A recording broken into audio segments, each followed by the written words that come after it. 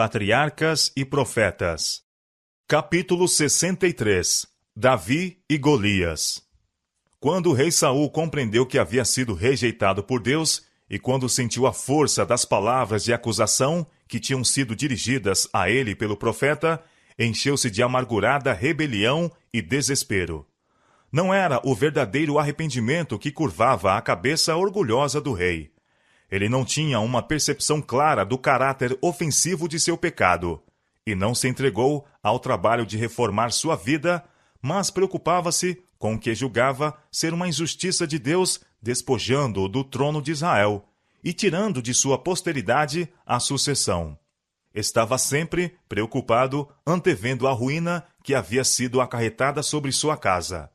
Entendia que o valor que tinha ostentado no encontro com seus inimigos removeria seu pecado de desobediência. Não aceitou com mansidão o castigo de Deus, mas desesperou-se o seu espírito altivo até que ele ficou a ponto de quase perder a razão. Seus conselheiros sugeriram-lhe procurar os serviços de um músico hábil, na esperança de que as notas calmantes de um instrumento suave lhe serenassem o espírito perturbado. Na providência de Deus, Davi, como hábil executor de harpa, foi trazido perante o rei.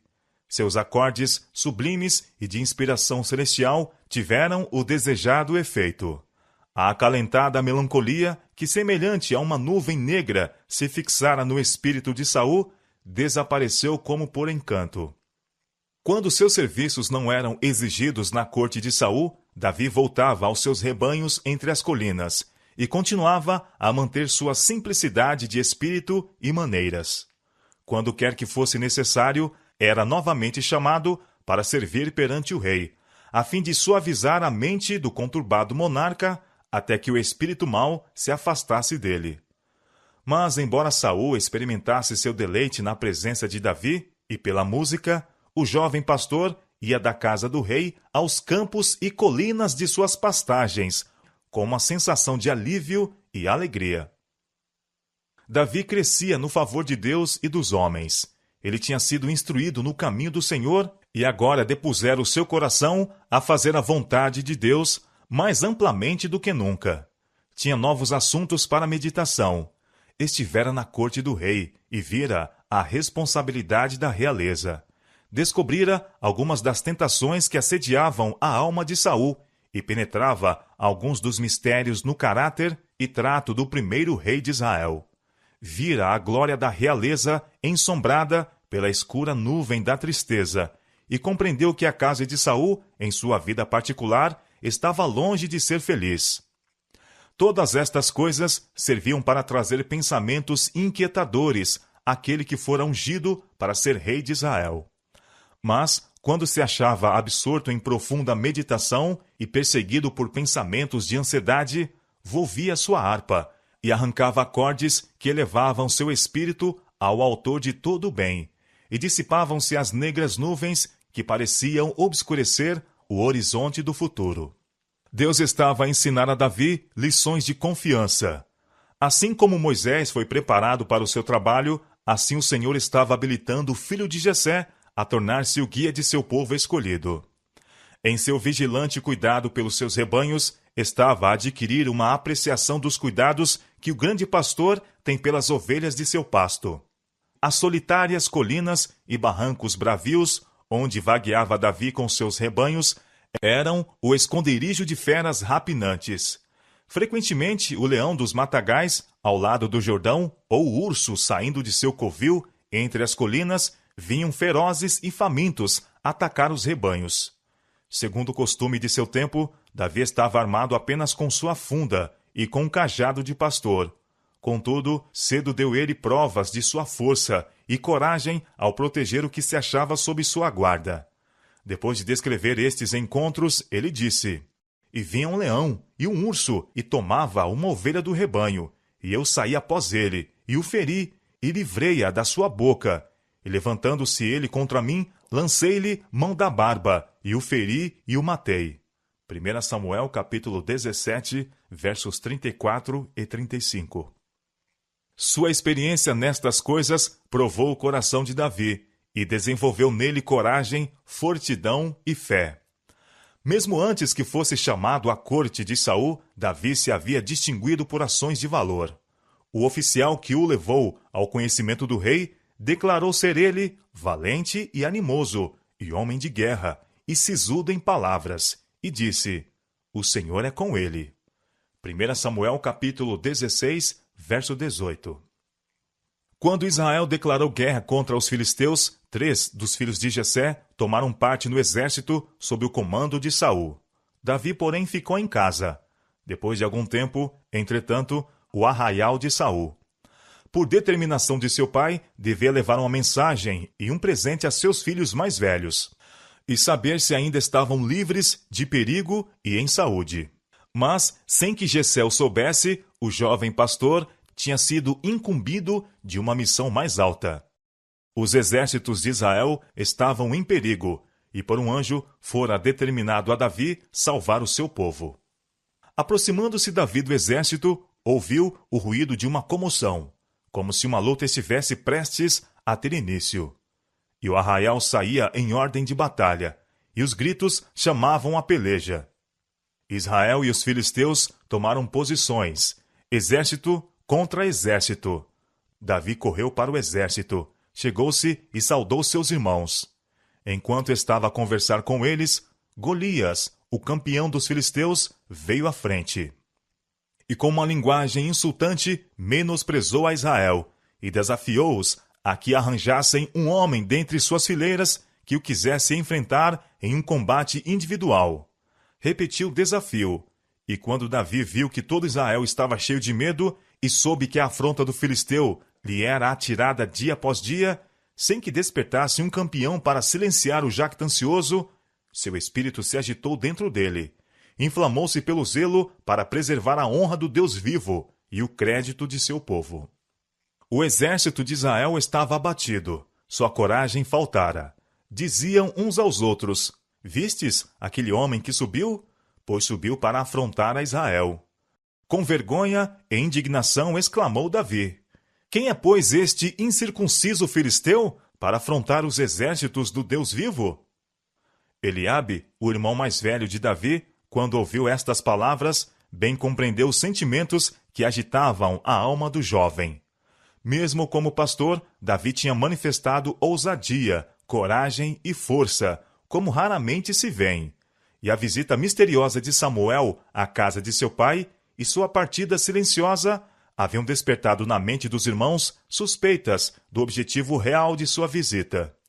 Seu ciúme tinha sido suscitado, vendo Davi mais honrado do que eles, e não o consideraram com o respeito e amor devidos à sua integridade e ternura fraternal. Consideravam-no meramente como um rapaz pastor, e agora a pergunta que ele fez foi tida por Eliabe como uma censura à sua covardia por não fazer nenhuma tentativa para reduzir ao silêncio o gigante dos filisteus. O irmão mais velho exclamou com ira: Por que desceste aqui? E a quem deixaste aquelas poucas ovelhas no deserto?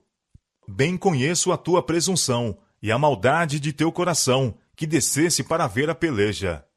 A resposta de Davi foi respeitosa, mas decidida. Que fiz eu agora? Porventura não há razão para isso? As palavras de Davi foram referidas ao rei, que chamou o jovem diante de si. Saul ouviu com espanto as palavras do pastor quando ele disse: Não desfaleça o coração de ninguém por causa dele. Teu servo irá e pelejará contra este filisteu. Saul esforçou-se por demover a Davi de seu propósito, mas o jovem não podia ser abalado. Respondeu de maneira simples, despretensiosa, relatando suas experiências na guarda dos rebanhos de seu pai. E disse: O Senhor me livrou da mão do leão e da do urso. Ele me livrará da mão deste filisteu. Então disse Saul a Davi: Vai-te embora, e o Senhor seja contigo. Durante 40 dias, o exército de Israel havia tremido diante do altivo desafio do gigante filisteu. O coração desfalecia dentro deles ao olharem para suas formas sólidas, medindo de altura 6 côvados e 1 palmo. Trazia à cabeça um capacete de bronze e achava-se vestido de uma cota de malha que pesava 5.000 siclos e tinha grevas de bronze sobre as pernas. A cota era feita de lâminas de bronze que se sobrepunham umas às outras, semelhantes às escamas de um peixe, e estavam tão intimamente unidas que nenhum dardo ou seta poderia de qualquer maneira penetrar sua armadura. Às costas trazia o gigante um enorme dardo, ou lança, também de bronze. A haste da sua lança era como o órgão do tecelão, e o ferro da sua lança de 600 siclos de ferro, e diante dele ia o escudeiro. Pela manhã e à tarde, Golias havia se aproximado do acampamento de Israel, dizendo com grande voz: Para que saireis a ordenar a batalha? Não sou eu filisteu, e vós, servos de Saul? Escolhei dentre vós um homem, que desça a mim. Se ele puder pelejar comigo e me ferir, seremos vossos servos. Porém, se eu o vencer e o ferir, então sereis nossos servos, e nos servireis. Disse mais o filisteu: Hoje desafio as companhias de Israel, dizendo: Dai-me um homem, para que ambos pelejemos. Embora Saul tivesse dado a Davi permissão para aceitar o desafio de Golias, o rei tinha pouca esperança que Davi fosse bem-sucedido em sua ousada empresa. Foi dada a ordem para vestir o jovem na própria armadura do rei. O pesado capacete de bronze foi-lhe posto na cabeça, e a cota de malha sobre o corpo. A espada do monarca estava ao seu lado. Assim aparelhado, saiu ele para desempenhar sua incumbência. Mas não demorou muito para que começasse a retroceder. O primeiro pensamento na mente dos espectadores ansiosos foi que Davi se resolvera a não arriscar sua vida enfrentando um antagonista em um encontro tão desigual.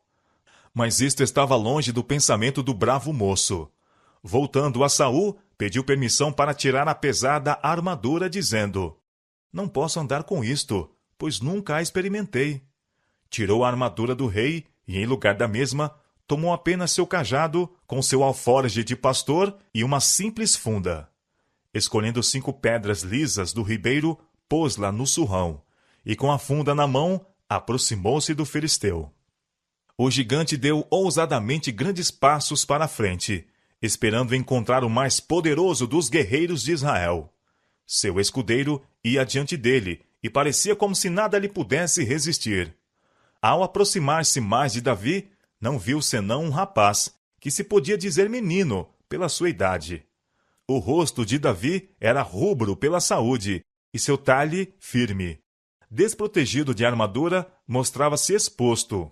Contudo, entre seu perfil de moço e as sólidas proporções do filisteu, havia um acentuado contraste. Golias encheu-se de surpresa e ira. Sou eu, algum cão? Exclamou ele, para tu vires a mim com paus? Então derramou sobre Davi as mais terríveis maldições por todos os deuses que conhecia, e bradou com escárnio: Vem a mim, e darei a tua carne às aves do céu e às bestas do campo. Davi não fraqueou diante do campeão dos filisteus. Dando passos à frente, disse ao seu antagonista: Tu vens a mim com espada, e com lança, e com escudo.